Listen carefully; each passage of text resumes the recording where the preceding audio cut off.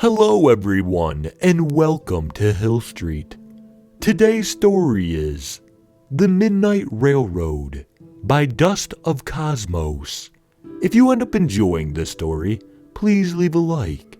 And if you enjoy hearing stories from me, please subscribe and become a resident of Hill Street and let me know how I'm doing in the comments. Now, let's get to this nightmare. Sometimes nostalgia can be dangerous. Let me back up a bit.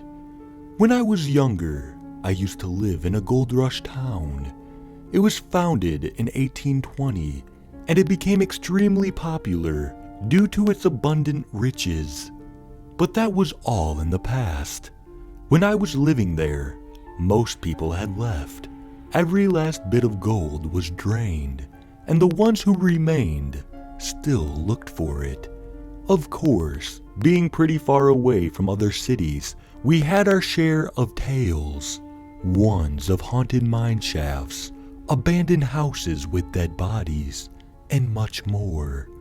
Even if you weren't that into scary stories, you definitely heard of the midnight train, which went through the town on the rails that cut through it. Legend says that at exactly 12:15 a.m., a train would pass through, looking for passengers. When I learned of this, I told my parents.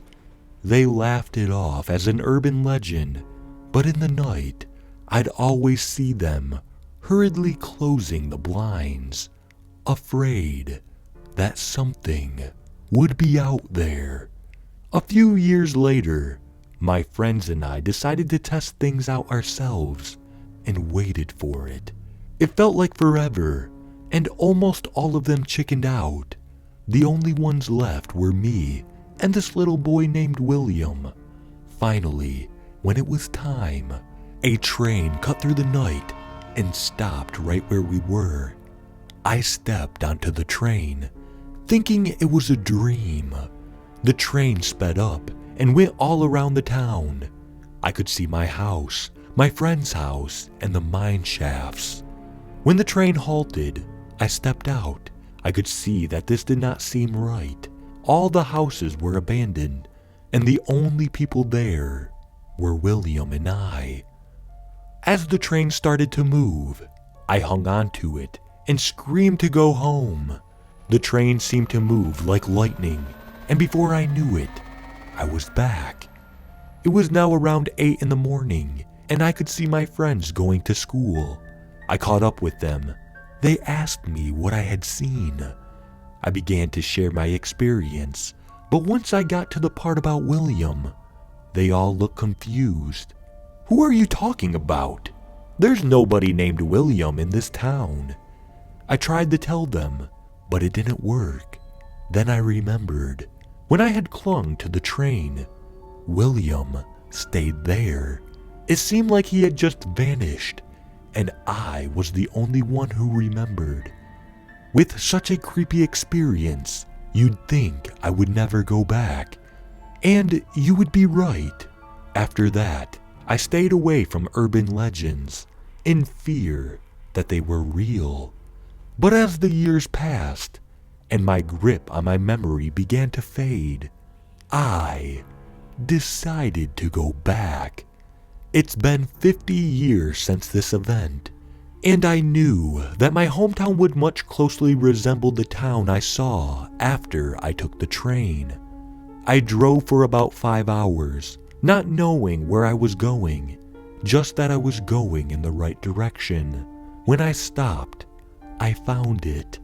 It was exactly like the town in my vision, except this time, I knew it was real. I looked around and stopped to take a few pictures, but as I was taking it, I was scared out of my mind by someone tapping on my shoulder. I turned around, half expecting there to be a ghost, but it was just a little boy. "I'm sorry for scaring you, but do you have any food with you?" he asked. "I have a granola bar with me, but where are your parents?" I asked. "I don't know," he said. He took the bar and ate it hungrily.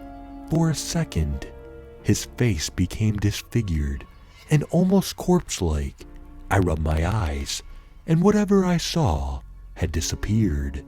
"Let me show you the others," he said. The boy led me to a house where there were 10 children, all wearing outdated clothing, which was torn and dirty. "How long have you been living here?" I asked. "Just a few weeks," said the boy. What he said felt a bit off, like it wasn't true, but it had to be true. Otherwise, he would have been much more hungry. These children didn't look starving at all. "How did you get here?" I asked. "We got here on a train," said a little girl. Now I knew something wasn't right. No trains had run through this town for about 200 years now, unless... Again, the faces of the children changed, looking lifeless. But as quick as the change came, it vanished. But then I remembered the boy that I spoke to first. He was William, who everyone had forgotten. The girl's name was Abigail, and she vanished one day, never to be seen again. Why nobody had remembered them? And why were they alive?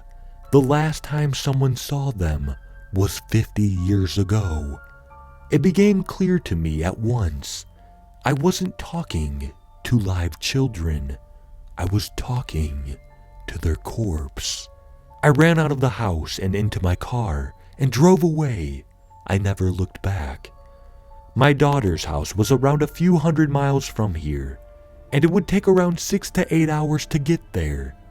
I drove across the barren roads, and in a few hours I began to see civilization again. After I found her house, I knocked on the door. She opened her door and looked surprised to see me. "Mother, where have you been?" she asked. "I thought I told you where I was going. I was visiting my hometown," I said. I had only been gone for a few days at most, so why was she so surprised? "Yes, but you've been gone for so long. I sent a search party out for you." I began to lose hope. "After the first few months," she said.